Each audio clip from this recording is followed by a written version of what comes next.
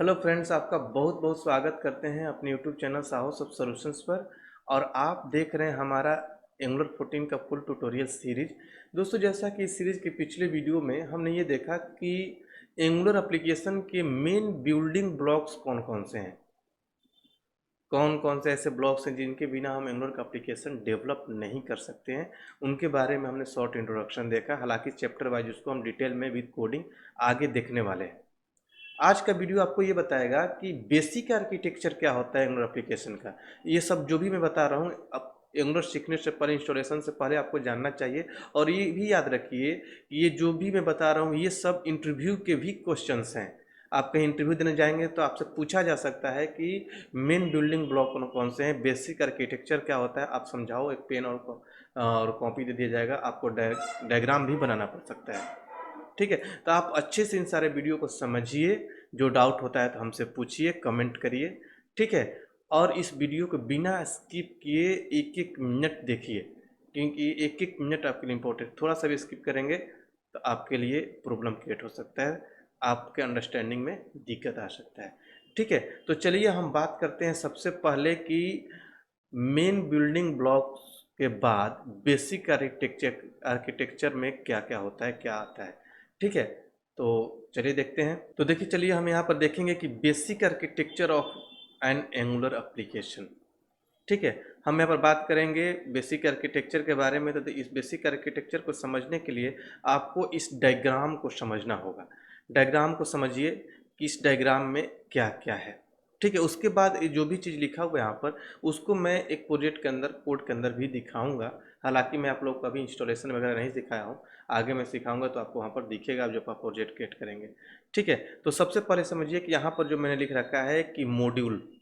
ठीक है, तो पिछले क्लास में भी मैंने बताया, पिछले वीडियो में भी मैंने आप लोग को बताया कि every application have at least one module file. कहने का मतलब ये है कि हर एप्लीकेशन में एक मॉड्यूल का फाइल होना जरूरी है। विदाउट मॉड्यूल का आप कोई एंगुलर का एप्लीकेशन डेवलप नहीं कर सकते हैं। ठीक है, तो एटलीस्ट एक मॉड्यूल का फाइल होना जरूरी है। इसीलिए जब आप कोई प्रोजेक्ट क्रिएट करते हैं तो बाय डिफ़ॉल्ट एंगुलर आपको एक मॉड्यूल का फाइल क्रिएट करके दे देता है, जिसका नेम होता है app.module.ts फाइल। ठीक है, अब उस मॉड्यूल को मैं अभी दिखाऊंगा कि उस मॉड्यूल के अंदर क्या क्या होता है। ठीक है, उसके बाद समझिए कि हर एप्लीकेशन के अंदर एटलीस्ट एक कंपोनेंट का भी फाइल होना चाहिए, जो कि एक मेन बिल्डिंग ब्लॉक में आता है। तो इसीलिए जब आप कोई एंगुलर का एप्लीकेशन क्रिएट करते हैं तो आपके एप्लीकेशन के अंदर अपने आप एक कंपोनेंट भी क्रिएट होकर आता है। उसका 4 फाइल, 4 फाइल्स एक कंपोनेंट क्रिएट होकर आते हैं बाय डिफ़ॉल्ट, जिसे हम रूट कंपोनेंट बोलते हैं। और उसका नेम होता है app.component.ts फाइल। ठीक है, उस कंपोनेंट का अपना टेम्पलेट फाइल भी क्रिएट होकर आता है, जिसे HTML फाइल बोलते हैं। और इन दोनों के बीच में देखिए एरो कनेक्शन बना रखा है। दोनों के बीच में जो कम्युनिकेशन होता है, ठीक है, उसको हम डेटा बाइंडिंग के थ्रू करते हैं। ठीक है, अब डेटा बाइंडिंग क्या होता है? Data binding communication between component to view होता है। कंपोनेंट और व्यू मतलब टेम्पलेट फाइल, दोनों के बीच में कम्युनिकेशन जो होता है उसी को हम डेटा बाइंडिंग बोलते हैं। ठीक है, तो डेटा बाइंडिंग में क्या क्या होता है? 1 वे डेटा बाइंडिंग होता है, 2 वे डेटा बाइंडिंग होता है। ठीक है, जो मेन बिल्डिंग ब्लॉक में आता है। ठीक है, तो ये सारी चीज़ें हम डेटा बाइंडिंग के चैप्टर में हम डीपली पढ़ेंगे कि 1 वे डेटा बाइंडिंग में कौन कौन सा आता है। जैसे interpolation, property binding, attribute binding, ये सब कुछ हम आगे देखेंगे। ठीक है, डीपली। तो यहाँ पर आप समझिए कि कंपोनेंट और टेम्पलेट के बीच में कम्युनिकेशन को डेटा बाइंडिंग बोलते हैं। हर कंपोनेंट का अपना कुछ मेटा डेटा होता है। ठीक है, जिन मेटा डेटा को हम बोलते हैं, जैसे टेम्पलेट हो गया, अभी दिखाऊंगा आप लोग को, सिलेक्टर हो गया, टेम्पलेट यूआरएल हो गया, वो सारे मेटा डेटा होते हैं। हर कंपोनेंट का यही मेटा डेटा डिफाइन करते हैं, ये कंपोनेंट कहाँ दिखेगा, कैसे दिखेगा, कैसा दिखेगा। ठीक है, हर कंपोनेंट का अपना मेटा डेटा होता है जो डिफाइन करेगा, ये आपने समझा। ठीक है, हर एप्लीकेशन के अंदर डायरेक्टिव यूज होता है। डायरेक्टिव का रोल क्या होता है? डायरेक्टिव हमेशा टेम्पलेट पर यूज होगा। ठीक है, इसीलिए मैंने इसका एरो का निशान टेम्पलेट पे दे रखा है। जैसे NG if, star NG, star NG for, star NG switch, कैसे सब डायरेक्टिव है, कैसे यूज करते हैं हम डीपली देखेंगे डायरेक्टिव के क्लास में, डायरेक्टिव के चैप्टर में। ठीक है, और ये टेम्पलेट पर हमेशा यूज होगा, कभी भी ये कंपोनेंट पर यूज नहीं होता। ठीक है। सर्विस के बारे में बताया कि कोड को यूज करने के लिए यूज होता है, ये हमेशा कंपोनेंट पर यूज होता होगा। ऐसा नहीं कि आप इसके एरो का निशान टेम्पलेट पर दे देंगे। सर्विस हमेशा कंपोनेंट पर इंजेक्ट किया जाता है, उसके कंस्ट्रक्टर के अंदर उसका ऑब्जेक्ट बनाया जाता है। तो चलिए मैं थोड़ा सा कोडिंग आपको दिखाता हूँ इन सारी चीज़ों को, तब आपको थोड़ा सा कंसेप्ट और भी क्लियर होगा कि कौन सा चीज़ किससे कनेक्टेड होता है। ठीक है, चलिए मैं आपको लिए चलता हूँ कोड में। तो देखिए ये है एक प्रोजेक्ट। जब आप कोई प्रोजेक्ट क्रिएट करते हैं तो इतना सारा फाइल और फोल्डर क्रिएट होके आता है अपने आप। ठीक है, ये सब फाइल और फोल्डर क्रिएट होकर अपने आप आते हैं। मैं आगे आप लोग को इन सारे फाइल और फोल्डर के बारे में समझाऊंगा भी। ठीक है, आगे मैं आप लोग को इन सारे फाइल और फोल्डर के बारे में डीपली समझाऊंगा कौन सा फाइल और कौन सा फोल्डर का क्या काम है। ठीक है, क्यों यहाँ पर अवेलेबल है, किसके अंदर क्या कर सकते हैं। जब मैं प्रोजेक्ट क्रिएट करना सिखा दूंगा तो फोल्डर स्ट्रक्चर के वीडियो में सब कुछ सिखाऊंगा। ठीक है, ये हालांकि अभी जो ये प्रोजेक्ट है एंगुलर 14 में नहीं है, एंगुलर 13 में है, क्योंकि अभी मैंने आप लोग को 14 इंस्टॉल करना नहीं सिखाया है। अगर मैं 14 इंस्टॉल कर देता तो आपको सिखाने में दिक्कत होता, इसलिए मैं आप लोग के सामने 14 इंस्टॉल करूंगा अपने लैपटॉप में और आपको दिखाऊंगा कि कैसे फोटो इंस्टॉल करते हैं। पहले से अगर आपके लैपटॉप में कोई पुराना वर्जन अवेलेबल है तो उसको कैसे हटाएंगे, कौन कौन से फोल्डर हमें डिलीट करना, सब कुछ सिखा दूंगा, जिससे कि आपको ट्रबल शूटिंग नहीं होगा, कोई भी ट्रबल शूटिंग करने की जरूरत नहीं पड़ेगी, सब कुछ आप इजीली सीख जाएंगे इंस्टॉलेशन। ठीक है, तो ये प्रोजेक्ट जब आप क्रिएट करते हैं तो अपने आप आपके प्रोजेक्ट में ये app.module.ts फाइल क्रिएट हो जाता है। ठीक है, app.module.ts फाइल क्रिएट हो जाता है। चलिए इसको मैं हटाता हूँ, किसी दूसरे प्रोजेक्ट का है, इसलिए यहाँ पर एरर आ रहा है। अभी इसको मैं बाद में बताऊंगा। ठीक है, पहले से R&D किया हुआ प्रोजेक्ट है। ठीक है, इसी में आपको दिखा रहा हूँ। आगे मैं प्रोजेक्ट क्रिएट करूँगा तो फ्रेश पूरा कोड दिखेगा। ठीक है, बस दिखाने के लिए मैंने इस प्रोजेक्ट को ओपन किया है। तो यहाँ पर देखिए कि जब कोई मॉड्यूल फाइल क्रिएट करते हैं तो मॉड्यूल फाइल के अंदर क्रिएट करते हैं या फिर क्रिएटेड आता है, ये तो क्रिएट होकर आया हुआ है। आगे मैं आप लोग मॉड्यूल क्रिएट करना भी सिखाऊंगा तो वहाँ पर भी ये सब कुछ बना बनाया आएगा। ठीक है, तो ये प्रोजेक्ट के क्रिएशन के टाइम में ये app.module.ts फाइल क्रिएट होकर आया है। और इसमें देखिए इस मैं बता रहा था कि ये क्लास होता है, इसकर ऊपर से सब कुछ आप हटा दीजिए तो देखिए एक्सपोर्ट क्लास ऐप मॉड्यूल एक क्लास ही होता है, उसके ऊपर ये डेकोरेटर लगा हुआ है। ठीक है, मॉड्यूल के वीडियो में अच्छे से मैं बताऊंगा, एक एक लाइन का मतलब समझाऊंगा सबका। ठीक है, एक एक लाइन का मतलब सबका समझाऊंगा। ठीक है, तो ये एनजी मॉड्यूल डेकोरेटर है, इसके अंदर कुछ मेटा डेटा है। ठीक है, यही डेकोरेटर इस क्लास को डेकोरेट कर रहा है जो इस क्लास को मॉड्यूल फाइल बना रहा है। ठीक है, इसके अंदर क्या क्या है, डिक्लेरेशन का सेक्शन है, इंपोर्ट का सेक्शन है, मेटा डेटा जिसे बोलते हैं, प्रोवाइडर है, बूटस्ट्रैप है। डिक्लेरेशन के अंदर हम किसी कंपोनेंट का नेम रखते हैं। जैसे मैंने आप लोगों को बताया कि every angular application have at least one component also. ठीक है, तो अपने आप एक कंपोनेंट भी क्रिएट होकर आता है। देखिए ऐप कंपोनेंट.ts फाइल ये क्रिएट होकर है, इसका नेम क्या है, ऐप कंपोनेंट। तो इसका नेम कहाँ पर ऐड है, इस मॉड्यूल के डिक्लेरेशन सेक्शन के अंदर। समझिए, तो मतलब ये कंपोनेंट इस मॉड्यूल से एसोसिएटेड है, मतलब इसका कनेक्टिविटी यहाँ पर है। ठीक है, यही बेसिक आर्किटेक्चर में आता है कौन सा चीज़ कहाँ पर होता है। ठीक है, तो कोई भी कंपोनेंट क्रिएट करिएगा तो कंपोनेंट का नेम उस मॉड्यूल के किसी न किसी मॉड्यूल के डिक्लेरेशन सेक्शन में आप रखते हैं। ठीक है, अगर मैं आप लोग यहाँ पर कंपोनेंट क्रिएट कर दूँ, हालांकि मैं आगे सिखाऊंगा, मैं कंपोनेंट क्रिएट करके दिखाता हूँ। जैसे मैं लिखता हूँ, मैं ng जनरेट कंपोनेंट, या फुल में लिख दीजिए ng जनरेट कंपोनेंट GC लिखिए, और कंपोनेंट का नेम दे दीजिए, जैसे मान लीजिए मैं टेस्ट कंपोनेंट लिख देता हूँ।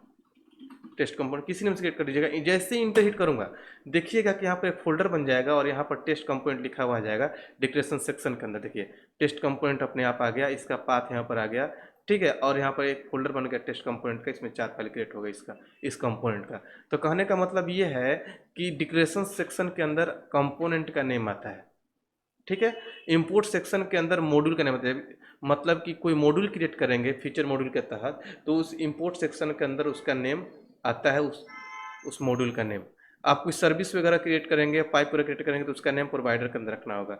बूट स्ट्रैप जो है बूटिंग से रिलेटेड है, कौन सा कंपोनेंट पहले लोड होगा। मैं बिल्कुल ही एप्लीकेशन का बूटिंग प्रोसेस आपको सिखाऊंगा, तो एक एक स्टेप बताऊंगा कि कंपाइलर पहले कहाँ जाता है, किसको लोड करता है। अभी मॉड्यूल में आप यही समझिए कि डिक्लेरेशन सेक्शन के अंदर कंपोनेंट रखते हैं, इंपोर्ट के अंदर मॉड्यूल का नेम रखते हैं, प्रोवाइडर के अंदर सर्विस पाइप डायरेक्टिव जो अभी क्रिएट करेंगे कस्टमर वगैरह सब कुछ रखेंगे। बूट स्ट्रैप के अंदर जो कंपोनेंट पहले लोड होता है उसका नेम होता है। ठीक है, तो ये मॉड्यूल का फाइल अपने आप क्रिएट होकर आता है। अभी आपने देखा कि कंपोनेंट, तो कंपोनेंट किससे एसोसिएटेड है, इस मॉड्यूल से, मतलब इसके डिक्लेरेशन सेक्शन के अंदर है। अब एक कंपोनेंट भी क्रिएट होकर आया है, कंपोनेंट के अंदर भी कुछ मेटा डेटा है, ठीक है। अब कंपोनेंट के चैप्टर में बताऊंगा कि इस एक एक लाइन का मतलब एक एक करके सबका एग्जांपल करके भी दिखाऊंगा। अभी मैं आपको बेसिक ऐसे सिखा रहा हूँ, दिखा रहा हूँ कि बेसिक आर्किटेक्चर में क्या आता है, ठीक है। तो ये जो सिलेक्टर है, जहाँ पर आप रख देखिए, हर कंपोनेंट का अपना एक सिलेक्टर होता है। जैसे मैंने अभी टेस्ट कंपोनेंट क्रिएट किया, तो इसका भी कंपोनेंट में जाएंगे टीएस फाइल में, तो इसका भी अपना एक सिलेक्टर है। तो कोई जो भी सिलेक्टर होता है, देखिए ऐप कंपोनेंट था, रूट कंपोनेंट अपने आप क्रिएट होकर आया है। अभी ये कंपोनेंट मैंने अभी क्रिएट किया, तो इसका भी सिलेक्टर बन के आया, ठीक है। देखिए ऐप कंपोनेंट का भी सिलेक्टर है। तो इस ऐप देखिए कंपोनेंट भी एक क्लास होता है, इसको हटाइएगा तो देखिए एक्सपोर्ट क्लास का कंपोनेंट, इसके अंदर आप ये डेकोरेटर लगा हुआ है, तो इस कंपोनेंट इस क्लास को कंपोनेंट बना दिया, कंपोनेंट डेकोरेटर। तो इस कंपोनेंट डेकोरेटर के अंदर कुछ मेटा डेटा है, जो भी मैंने थोड़ी देर पहले बताया कि मेन बिल्डिंग ब्लॉक में आता है, पिछले वीडियो मैंने बता रखा है। तो यही मेटा डेटा है, इसके अंदर और भी कुछ मेटा डेटा होता है जिसको मैं बताऊंगा आगे, ठीक है। तो ये जो सिलेक्टर है, हर कंपोनेंट का अपना एक सिलेक्टर होता है, जिससे हम उस कंपोनेंट का इंस्टांस बोलते हैं। ये जहाँ पर रखिएगा वहीं पर ये कंपोनेंट लोड होगा। तो जो रूट कंपोनेंट होता है उसका सिलेक्टर इंडेक्स डॉट एचटीएमएल पर रखा हुआ रहता है। देखिए यहाँ पर रखा हुआ है ऐप रूट, देखिए ऐप रूट कहाँ है ये। तो आपके ब्राउजर में इंडेक्स डॉट एचटीएमएल लोड होता है, वहाँ पर एक कंपोनेंट लोड हो जाता है। अगर मैं रन कराऊंगा, देखिए मैं यहाँ पर लिखता हूँ ng सर्व, रन होने दीजिए, ठीक है। तो रन कराऊंगा तो इंडेक्स डॉट एचटीएमएल पर ये रूट कंपोनेंट लोड होगा। तो रूट कंपोनेंट लोड होगा तो क्या लोड होगा, तो टीएस का फाइल है तो नहीं लोड होगा, तो इसका अपना एचटीएमएल का फाइल लोड होगा। देखिए बेसिक आर्किटेक्चर में समझिए कि एचटीएमएल का लिंकअप कहाँ किया हुआ है, इस कंपोनेंट का एचटीएमएल का लिंकअप देखिए यहाँ पर टेम्पलेट यूआरएल के अंदर डाला हुआ है, ठीक है। टेम्पलेट यूआरएल के अंदर इसका लिंक डाला हुआ है, यहाँ पर app component dot H T M L, तो इस वाले फाइल का लिंक यहाँ पर डाला हुआ है। तो यही फाइल जाके आपके ब्राउजर में दिखेगा, welcome to south of solution लिखा हुआ वहाँ पर जाकर दिखने लगेगा। अगर मैं आपको ब्राउजर पर ले चलूँ, देखिए यहाँ पर लिखिए लोकल होस्ट, ठीक है, देखिए ये दिख रहा है। अगर मैं यहाँ पर कुछ चेंज करूँगा तो यहाँ पर दिखने लगेगा। देखिए मैं चेंज करता हूँ यहाँ पर, तो देखिए यहाँ पर लिखिए paragraph, hello how are you. तो देखिए ब्राउजर में चल के कि ये दिखने लगेगा ब्राउजर पर, मतलब इस पेज पर जो भी चेंज कर रहा हूँ वो दिख रहा है, क्योंकि इस मेटा डेटा के अंदर ये कंपोनेंट जब लोड होगा तो इसके मेटा डेटा के अंदर टेम्पलेट यूआरएल डाला हुआ है। तो यही HTML कहाँ पर है, यहाँ पर इस कंपोनेंट का अपना HTML यही जाकर ब्राउजर में दिख रहा है। अब देखिएगा वहाँ पर जाकर दिख रहा होगा हाउ आर यू भी आ गया। आप इनलाइन HTML भी लिख सकते हैं। आपको मेटा डेटा के अंदर जाकर यहाँ पर आप कंपोनेंट में जाइए और इसको कमेंट कर दीजिए, ठीक है। और यहाँ पर लिखिए टेम्पलेट। जैसे ही आप टेम्पलेट लिखेंगे तो टेम्पलेट और टेम्पलेट यूआरएल आ रहा है। टेम्पलेट में लिखेंगे तो यहीं पर आप इनलाइन लिख सकते हैं, यूआरएल में लिखेंगे तो एक एचटीएमएल फाइल का पाथ देना पड़ेगा। आप यहाँ पे डाल दीजिए, ठीक है, टिक्स का साइन, और यहाँ पर डाल दीजिए H1 के अंदर, यहीं पर आप इनलाइन एचटीएमएल लिख सकते हैं। ये सब कुछ मैं कंपोनेंट के क्लास में, कंपोनेंट वीडियो में बहुत ही डीपली बताऊंगा। मैं लिखता हूँ हेलो वर्ल्ड, ठीक है, H1 मैंने बंद कर दिया इसको, ठीक है। अब देखिए, अब यहाँ पर जो इस HTML को लोड कर रहा था तो यहाँ पर क्या लिखा हुआ था, welcome to south of solution, hello how are you, तो ये नहीं लोड होगा। अब आपको दिखेगा हेलो वर्ल्ड आपके ब्राउजर में, मतलब कि क्योंकि हम इसका कनेक्शन काट दिया। यही सब आर्किटेक्चर होता है कि इसका कनेक्टिविटी यहाँ पर है, ठीक है। देखिए अब देखिए हेलो वर्ल्ड आ गया, ठीक है। अब देखिए आगे कि रिकमेंडेशन ये नहीं है, एंगुलर ये बोलता है कि आप यहाँ पर HTML मत लिखिए। अगर एक दो लाइन का HTML है तो जरूर लिख लीजिए, कोई दिक्कत नहीं है, लेकिन बड़ा सा HTML लिखना है तो आप अलग से सेपरेट टेम्पलेट यूआरएल बनाइए, वहाँ पर लिखिए। क्योंकि अगर आप यहीं पर HTML भी लिखेंगे और यहीं पर कोडिंग भी, लॉजिक भी लिखेंगे तो ये पेज कॉम्प्लेक्स हो जाएगा, आपको संभालने में या फिर कोई प्रॉब्लम को सॉर्ट आउट करने में दिक्कत होगा, रिलायबल नहीं रह जाएगा, ठीक है। अलग अलग सेपरेट आप बनाइए, अलग HTML पर उसका डिजाइनिंग करिए और इस TS फाइल पर उसका लॉजिक से शेयर करिए, लॉजिक सेट करिए, ठीक है। उसी तरीके से देखिए एक और मेटा डेटा है इसके अंदर, स्टाइल यूआरएल, तो इसके अंदर एक CSS फाइल का लिंक डाला हुआ है, ठीक है। तो इसका CSS फाइल ये है, यहीं पर मैं H1 एक क्लास बना रखा है मैंने, यही इसीलिए आपका H1 का ब्लू कलर में दिख रहा है। जैसे मैं यहाँ पर रेड कर दूंगा, देखिए तो रेड दिखने लगेगा, यही दिख रहा है वहाँ पर जाकर, देखिए रेड में दिखने लगेगा, ठीक है।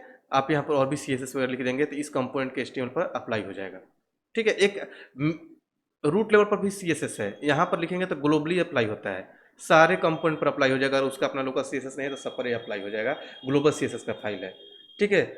आप इनलाइन CSS भी लिख सकते हैं, जैसे सिलेक्टर टेम्पलेट और टेम्पलेट वायरल होता है, उसी तरीके से स्टाइल और स्टाइल वायरल होता है। आप इसको कमेंट करके यहीं पर स्टाइल शेयर कर सकते हैं। यहाँ पर लिखिए स्टाइल, देखिए दो चीज़ आ रहा है, स्टाइल और स्टाइल वायरल, यहीं पर आप सेट कर सकते हैं।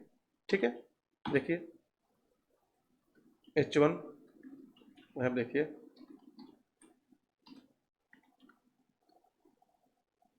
बैकग्राउंड कलर, ठीक है, लिख दीजिए ऑरेंज। देखिए अब वहाँ पर जो रेड था वो नहीं दिखेगा, बैकग्राउंड कलर ऑरेंज हो गया होगा, देखिए ऑरेंज हो गया। तो आप यहीं से इसको चेंज कर सकते हैं।